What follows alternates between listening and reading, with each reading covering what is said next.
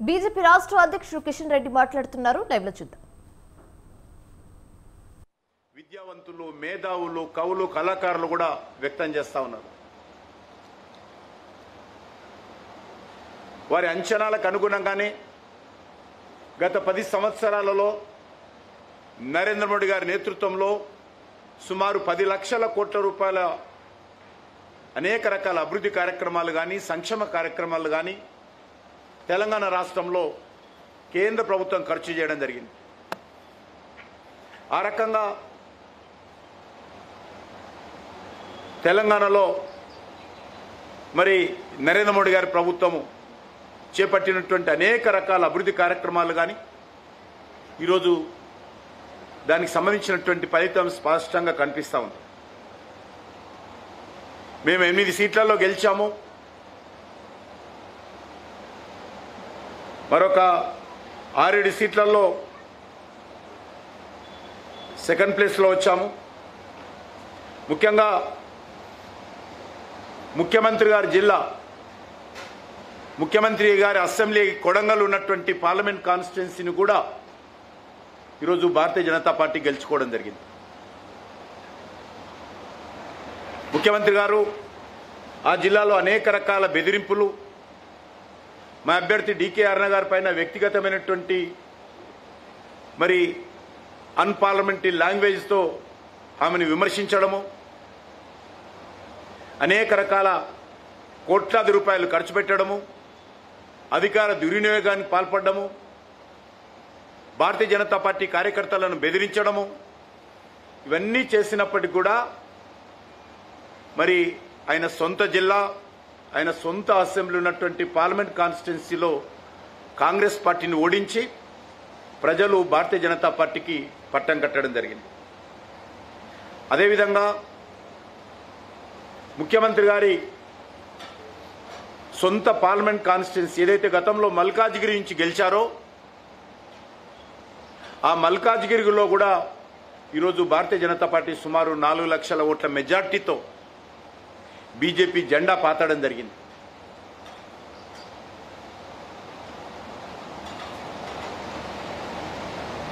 అక్కడ కూడా ముఖ్యమంత్రి గారి సొంత పార్లమెంట్ కాన్స్టిట్యున్సీ, సొంత జిల్లా కావచ్చు, కానీ సొంత గతంలో ఆయన ప్రాతినిధ్యం వహించినటువంటి, గత పార్లమెంట్ ఎన్నికల్లో ప్రాతినిధ్యం వహించినటువంటి మల్కాజ్గిరిలో కూడా ఈరోజు బీజేపీ గెలవడం జరిగింది.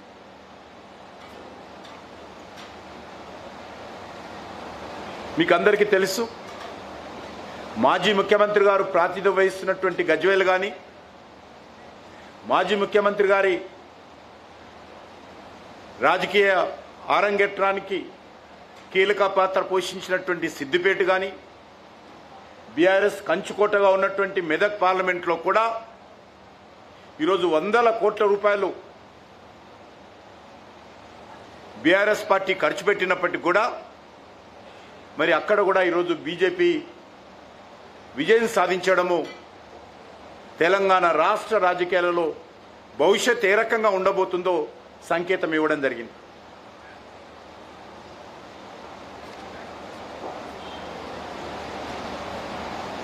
మీకు అందరికీ తెలుసు, గత శాసనసభ ఎన్నికల్లో కూడా కామారెడ్డిలో సిట్టింగ్ సీఎంను, అవుట్ గోయింగ్ సీఎంను, లేకపోతే సిట్టింగ్ సీఎంను, ఇన్కమింగ్ సీఎంను కూడా ఓడించిన విషయాన్ని కూడా ఈ సందర్భంగా నేను మనవి చేస్తా ఉన్నాను. అదేదో ఆ ఒక్క సీటు గెలిచారు మీరు, అసలు మీకు ఎక్కడ బలం ఉంది అనేటువంటి విమర్శించినటువంటి వాళ్లకు ఈరోజు కామారెడ్డి ఉన్నటువంటి ఉమ్మడి జిల్లా మెదక్ జిల్లాలో కూడా, నిజామాబాద్ జిల్లాలో కూడా భారతీయ జనతా పార్టీ విజయం సాధించడం జరిగింది. నిజామాబాద్లో మీ అభ్యర్థికి ఏముంది, మరి పసుబోర్డు తేలేదని అనేక రకాల తప్పు ప్రచారం ఇచ్చినప్పటికీ మరి ఈరోజు నిజామాబాద్ జిల్లాలో కూడా భారతీయ జనతా పార్టీ అభ్యర్థి అరవింద్ గారు రెండోసారి మంచి మెజార్టీతో విజయకేతనం ఎగరవేశారు. మీకు అందరికీ తెలుసు, కాంగ్రెస్ పార్టీ ఎన్నికల్లో పూర్తిగా తొండి ఆట ఆడింది. కాంగ్రెస్ పార్టీ పూర్తిగా అబద్ధపు ప్రచారం చేసింది. విష ప్రచారం చేసింది, తప్పుడు ప్రకటనలు చేసింది. బీజేపీ గెలిస్తే రాజ్యాంగాన్ని మారుస్తారని, బీజేపీ గెలిస్తే బడుగు బలైన వర్గాల రిజర్వేషన్స్ తీసేస్తారని మరి అనేక రకాలుగా ప్రచారం చేయడమే కాకుండా దేశ హోంమంత్రి అయినటువంటి శ్రీ అమిత్ షా గారి ఉపన్యాసాన్ని కూడా మార్పింగ్ చేసి కాంగ్రెస్ పార్టీ అఫీషియల్ అకౌంట్లో పోస్ట్ చేశారంటే ఈ యొక్క ఎన్నికల్లో కాంగ్రెస్ పార్టీ ఎంత దిగజారుడు ప్రచారం చేసిందో అర్థం చేసుకోవచ్చని మనం చేస్తా ఉన్నాం.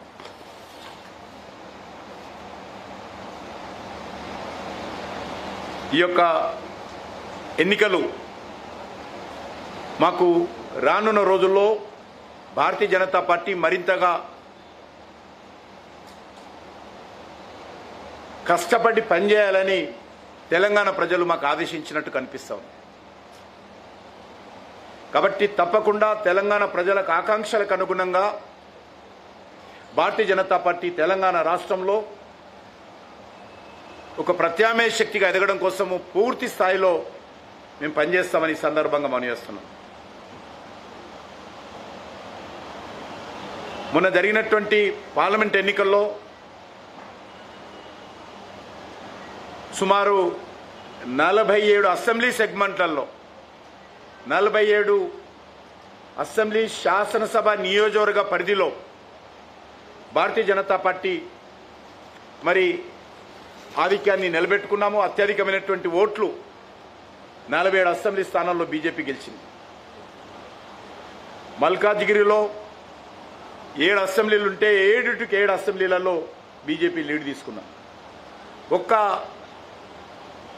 శాసనసభ కూడా బీజేపీకి లేదు అక్కడ.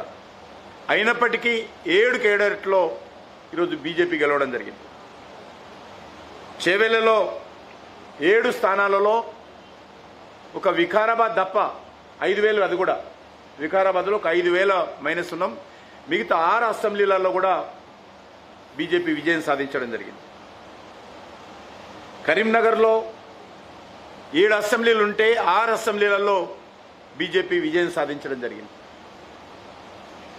ఆదిలాబాద్లో 7 అసెంబ్లీ స్థానాలుంటే అక్కడ కూడా 6 స్థానాలలో బీజేపీ విజయం సాధించాం, మెజార్టీ వచ్చిన ఓటు. నిజామాబాద్లో కూడా 7 అసెంబ్లీ స్థానాలలో 5 స్థానాలలో బీజేపీ మెజార్టీ విజయం సాధించింది. మహబూబ్ నగర్లో 7 స్థానాలలో ఉంటే 4 స్థానాలలో బీజేపీ విజయం సాధించింది. అదేవిధంగా మెదకు, నాగర్ కర్నూల్, వరంగల్, హైదరాబాద్, పెద్దపల్లిలో కూడా ఒక్కొక్క సీట్లలో మేము మెజార్టీ సాధించాము. సికింద్రాబాద్లో 7 స్థానాలుంటే 5 స్థానాల్లో విజయం సాధించడం జరిగింది. సికింద్రాబాద్లో వాస్తవంగా పోటీ చేసింది కాంగ్రెస్ పార్టీ కాదు, మజ్లిస్ పార్టీ. కాంగ్రెస్ గుర్తు మీద మజ్లిస్ పార్టీ పోటీ చేసింది సికింద్రాబాద్లో. పెద్ద ఎత్తున మజ్లిస్ పార్టీ బాధ్యత తీసుకొని బీజేపీని ఓడించేటువంటి ప్రయత్నం సికింద్రాబాద్లో చేసింది. ఒక్క నాంపల్లి అసెంబ్లీలోనే 62,000 మెజార్టీ ఈరోజు అక్కడ మజ్లిస్ పార్టీ కారణంగా కాంగ్రెస్కి వచ్చింది. కాబట్టి దీన్ని బట్టి అర్థం చేసుకోవచ్చు మనం. అంటే దేశం తెలంగాణ మొత్తంలో 47 అసెంబ్లీ నియోజకవర్గాల్లో బీజేపీ ఆధిక్యత లభించింది. అదేవిధంగా బీజేపీ 2వ స్థానంలో ఉన్నటువంటి ఈ యొక్క పార్లమెంటు ఎన్నికల్లో కూడా ఓట్ల తేడా చాలా తక్కువతో ఉన్నాం. మంచి ఓట్లను కూడా అన్ని పార్లమెంట్లో కూడా మేము పొందడం జరిగింది.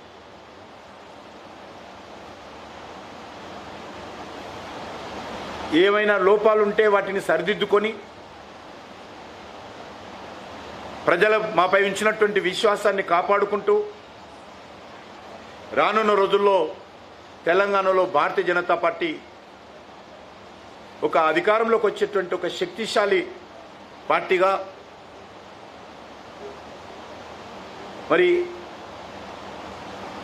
సమిష్టిగా అందరం కలిసికట్టుగా కృషి చేయాలని చెప్పి నిర్ణయం తీసుకుంటున్నాం. అదేవిధంగా తెలంగాణలో ఇప్పుడు ఉన్నటువంటి నేపథ్యంలో ఒక దిక్కు బీఆర్ఎస్ పార్టీ బలహీనం కావడము, బీఆర్ఎస్ పార్టీ పట్ల ప్రజలకు విశ్వాసం లేకపోవడము, మరొక దిక్కు ఈ 6 నెలలలో కాంగ్రెస్ పార్టీ మీద విపరీతమైనటువంటి వ్యతిరేకత రావడము, ఈ పరిస్థితుల్లో తెలంగాణ ప్రజలకు ఒక రాజకీయ శూన్యత కనిపిస్తున్నటువంటి నేపథ్యంలో ఆ ప్రజలే ఈరోజు భారతీయ జనతా పార్టీని ప్రత్యామ్నాయంగా ఉండాలని నిర్ణయించి ఆదరించారని మేము భావిస్తా ఉన్నాం.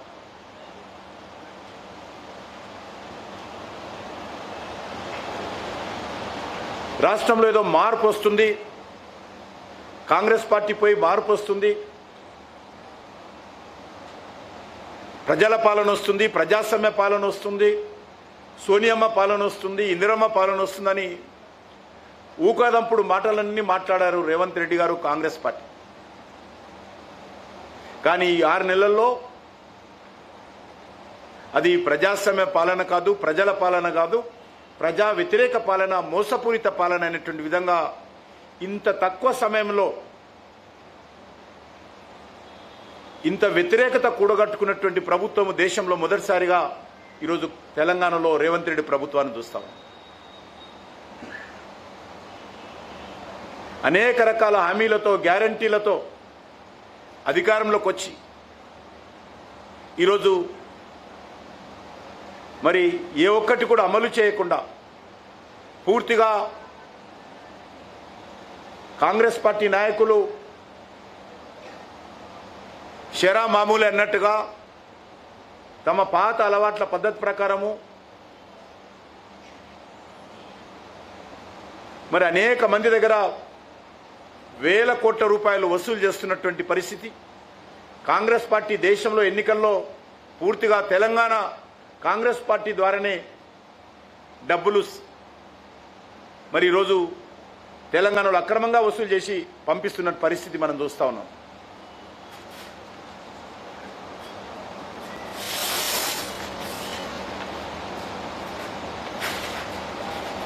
కాబట్టి ఈరోజు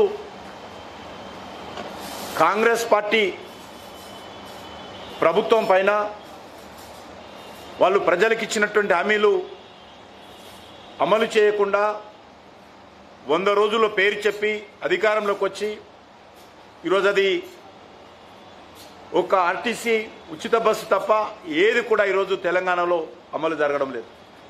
అందుకే ఈరోజు తెలంగాణ ప్రజలు పూర్తిగా అసంతృప్తితో ఉన్నారు. ఈ ప్రభుత్వానికి ఒక దశ లేదు. ఈ ప్రభుత్వం ఏ రకంగా ఇచ్చినటువంటి హామీలు అమలు చేస్తారు, ఏ రకంగా వనరులు సమకూర్చుకుంటారనేటువంటి మరి పరిస్థితి కూడా ఈరోజు లేనటువంటి విషయాన్ని సందర్భంగా మనం చేస్తా ఉన్నాం. అందుకే